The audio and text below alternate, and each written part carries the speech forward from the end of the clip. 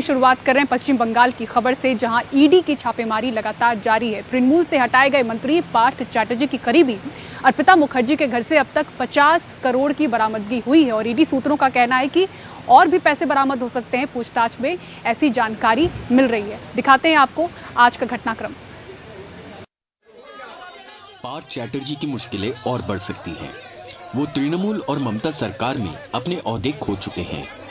उनकी मुश्किल इस बात से बढ़ सकती है कि उनकी करीबी सहयोगी अर्पिता मुखर्जी ईडी अधिकारियों के साथ सहयोग नहीं कर रही हैं।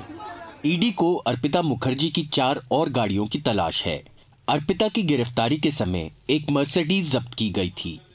एक Audi, Honda city, Honda CR-V और मर्सिडीज में भी पैसे भरे गए हैं।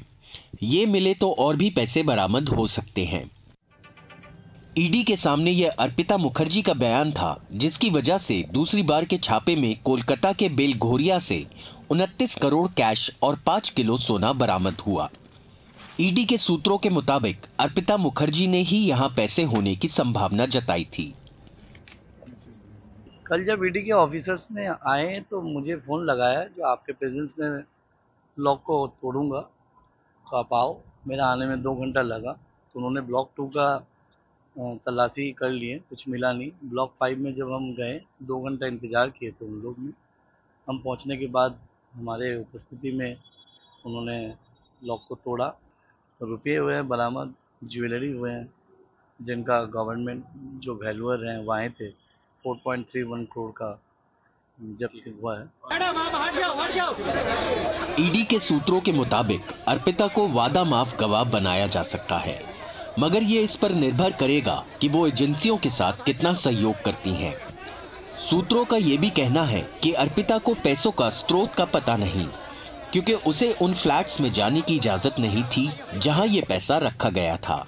अर्पिता मुखर्जी ने यह भी माना कि जो कैश उनके घर में मिला है वो पार्थ ने वहां अपने एक सहयोगी की मदद से रखवाया था, जिसे वो नहीं जानती। ईडी की जांच अब इस अनजान शख्स पर केंद्रित है। ईडी के सूत्रों का दावा है कि अर्पिता मुखर्जी एक अन्य शख्स के साथ 2 कंपनियों की निदेशक थी, जो फंड ट्रांसफर में शामिल हो सकती हैं। ईडी सूत्रों कहते हैं कि अर्पिता मुखर्जी जरूर दावा करते हैं कि उनको कुछ पता नहीं था, लेकिन पूछताछ के दौरान उन्होंने जो ईडी को बताया है उससे ईडी ने बहुत बड़ी रकम में कैश बरामद किए हैं, खास करके क्लब टाउन हाइट्स बेलघोरिया से, जहां से ईडी को सबसे ज्यादा कैश मिले हैं।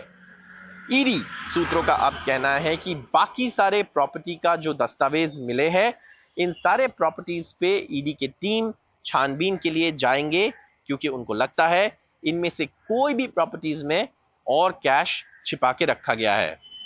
कैमरा पर्सन जीडी शंकर के साथ कोलकाता से सौरभ गुप्ता, एनडीटीवी इंडिया।